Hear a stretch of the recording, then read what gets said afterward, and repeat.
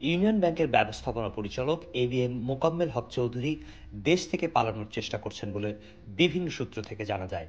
এই মোকাম্মেল স্বৈরাচার শেখ হাসিনা সরকারের স্বরাষ্ট্রমন্ত্রী আসাদুজ্জামান খান কামালের ব্যবসায়িক পার্টনার এবং দেশের আর্থিক খাতের লুটেরা এস আলমের টাকা পাচারের অন্যতম সহযোগী।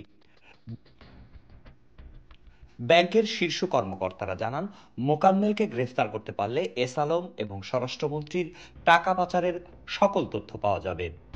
ইউনিয়ন ব্যাংকের এমডি হলেও দেশ থেকে হাজার হাজার কোটি টাকা লুটপাট এবং পাচারের অন্যতম হোতা এই মোকাম্মেল চৌধুরী। মোকাম্মেল এস আলমের যত প্রতিষ্ঠান বা ব্যাংক রয়েছে সব ব্যাংক এবং প্রতিষ্ঠানের আর্থিক নিয়ন্ত্রণ হিসাবে কাজ করেছে। স্বরাষ্ট্রমন্ত্রীর ব্যবসায়িক পার্টনার হিসেবে ক্ষমতার অপব্যবহার করে বিভিন্ন ব্যক্তি প্রতিষ্ঠানকে হয়রানি করে বিপুল অর্থের মালিক হন। পলাতক ডিবি প্রধান হারুনুর রশিদকে দিয়ে বিভিন্ন ব্যবসায়ীকে হয়রানি ও গ্রেফতারেরও অভিযোগ রয়েছে মোকাম্মেলের বিরুদ্ধে। এস আলম গ্রুপের ৩০,০০০ কোটি টাকা, ৮০,০০০ কোটি টাকা বা ১,০০,০০০ কোটি টাকা ঋণ নেওয়ার বিষয়টি সাধারণ মানুষ এখন জানতে পারছে। কিন্তু সংশ্লিষ্ট ব্যাংক, বাংলাদেশ ব্যাংক, এমনকি অর্থ মন্ত্রণালয়েরও বিষয়টি আগে থেকেই জানা ছিল, কিন্তু সবাই চুপ থেকেছে। কেউ তার দায়িত্ব পালন করেনি।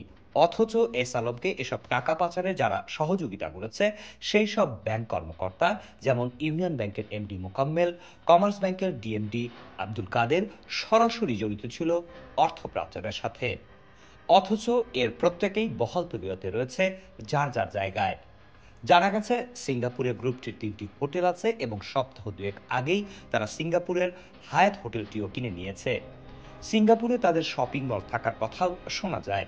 সিঙ্গাপুরে তাদের যে হোটেল ও শপিং মল আছে তার মূল্যমান হবে কয়েকশো মিলিয়ন ডলার। আরও জানা যায় মুদ্দাসির চৌধুরীর নামে দুবাইতে প্রায় ৫০ কোটি টাকার সম্পদ কিনেছেন মোকাম্মেল চৌধুরী। নির্ভরযোগ্য সূত্র জানায়, জাজ ভুইয়া গ্রুপকে ১২০ কোটি টাকার ঋণ সুবিধা পাইয়ে সেখান থেকে মোকাম্মেল নেয় ৫০ কোটি টাকা। রুট গ্রুপকে ২৫০ কোটি টাকা পাইয়ে সেখান থেকে ঘুষ নেয় ৭৫ কোটি টাকা।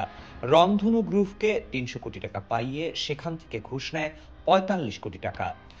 তাছাড়া রেড কালার গ্রুপকে ঋণ পাইয়ে নেয় ২০ কোটি, চিটাগাং বিল্ডার্সের নামে প্রায় ২৫০ কোটি টাকার জমি নেয় মোকাম্মেল, যা সম্প্রতি গ্রেফতারের ভয়ে সেই জমি চিটাগাং বিল্ডার্সকে লিখে দেয়। মোকাম্মেল নামে বেনামে বসুন্ধরা আবাসিক এলাকায় কেনে প্রায় ৫ একরের মতো জমি। আজাদ মোটরসের টিটুকে গ্রেফতার করা হলে মোকাম্মেলের অবৈধ সম্পদের হিসাব পাওয়া যায় বলেও একটি সূত্র জানায়। মোকাম্মেল এখন দেশ ছাড়ার পায়তারা করছে। সদ্য ফেরত বিএনপি নেতা সালাউদ্দিন আহমেদের ছত্রছায়ায় আশ্রয় নিয়েছে এই মোকাম্মেল ও এস আলম গ্রুপ। স্বৈরাচারী আওয়ামী সরকারের সময় দেশের প্রায় ১.৫ লাখ কোটি টাকা পাচার করা এস আলমের আত্মীয় মোকাম্মেল এখন বিএনপির খোলসে বাঁচার পায়তারা করছে বলে জানা যায়।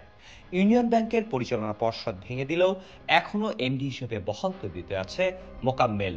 কারণ বর্তমান সরকারের দেয়া ইউনিয়ন ব্যাংকের নতুন চেয়ারম্যান মোহাম্মদ ফরিদ উদ্দিন আহমেদ একসময় এস আলমের ইসলামী ব্যাংকে কর্মরত ছিলেন বলে মোকাম্মেলকে সুবিধা পাইয়ে দিচ্ছে বলে জানা যায়। সর্বমহলে এখন একটাই দাবি, এস আলমের অর্থ পাচারের সহায়তাকারী, অবৈধ সম্পদ অর্জনের দায়ে অভিযুক্ত মোকাম্মেলকে দ্রুত আইনের আওতায় আনা।